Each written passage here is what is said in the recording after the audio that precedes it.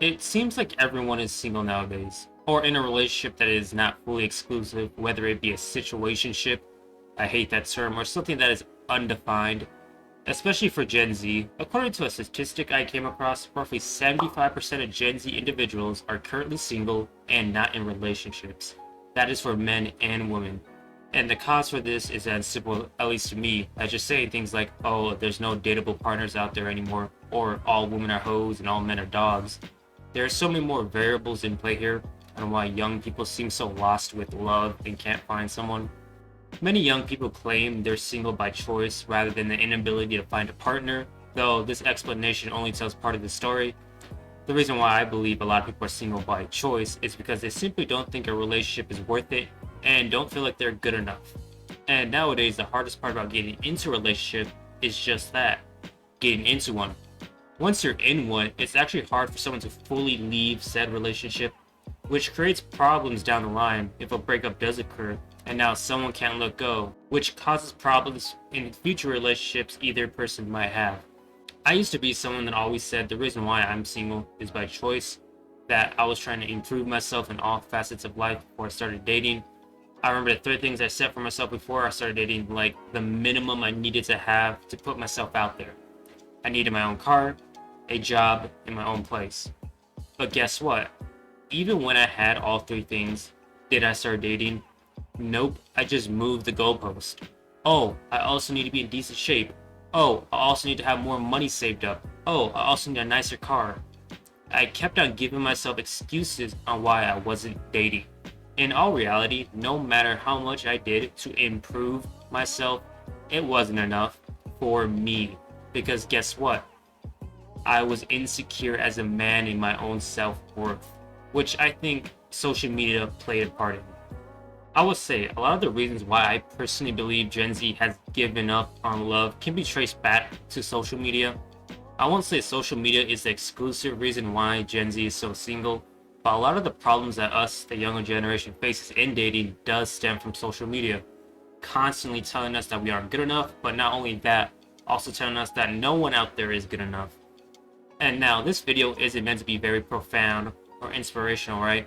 This video won't magically inspire you to start doing 5 push-ups every morning like you just watched a Rocky film. This is more of me spilling my thoughts onto a video and trying to find people who might also share similar views on the subject, but don't know if they're alone in this opinion. Okay, first things first. Social media just over-exaggerates everything, especially anything that is negative.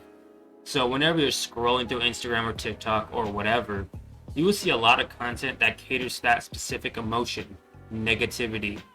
I'm pretty sure you've seen those street interviews online that's usually a guy interviewing young women on like Venice Beach who are most likely under the influence and asking them very, how do I say this, personal questions like what is your body count or have you ever cheated on your partner. And because these interviews are purposely cut in a certain way to get a viral clip, it makes it seem like that every young woman they came across has an insanely high body count and are massive cheaters.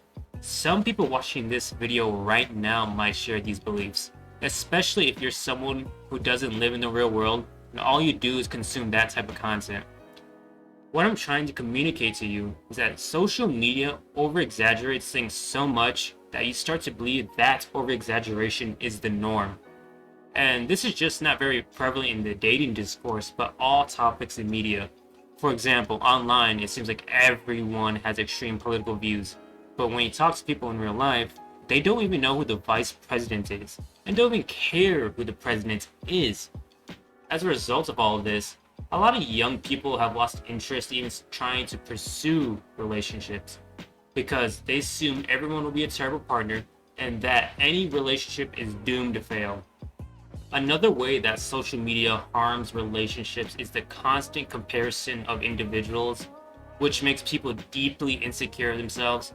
Like, after seeing 10 different videos of 18-year-olds moving into NYC penthouses because they blew up on social media, it makes you feel worthless. Especially as you get older and where you at in life isn't what you envisioned for yourself growing up. Feeling like you haven't accomplished anything while everyone around you seems like they're much further along than you. This pertains to relationships because if you feel like you're worthless, you don't see yourself as a desirable partner. which is going to discourage you from dating. But this is just one part of the problem. I haven't even discussed, I'm about to, how men rarely don't even approach women anymore, and women don't approach men at all. They give tiny hints that they want to be approached, but most men are painfully oblivious to things like that or get the wrong idea. Because of this, a lot of the times when men do approach women, it is done mostly on social media or on dating apps, which comes with a whole lot of problems. I won't go too in depth with this subject because I have a whole video already made about it, but to summarize, because of the imbalance of genders and the type of people who use dating apps, these apps tend to not actually create any relationships, contrary to what they're advertised for, but actually make people feel more single and lonely. I think we have all spent so much time online that we forget how things operate in the real world. Maybe it's because I didn't grow up in a major city, but what I see online just doesn't reflect what I see in real life.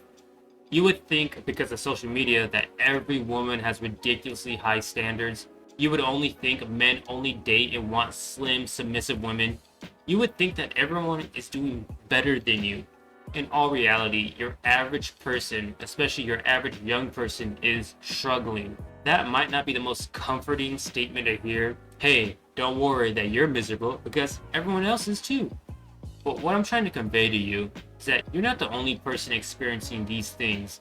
You are not alone, no matter how much you say you are. So, what's the solution? Just live in the real world. Don't be a Facebook mom and take everything on social media as facts. I'm not even saying you need to delete every social media app. You just need to touch grass a little more. I'm not going to pretend I have all the solutions to your problems because I'm just like everyone else, going through life, hoping for the best. You just need to try to live. Give yourself a shot at a good life. Giving up at 22, saying your life is over, is just not it. Just leave your room more often. Doesn't matter where to, just leave.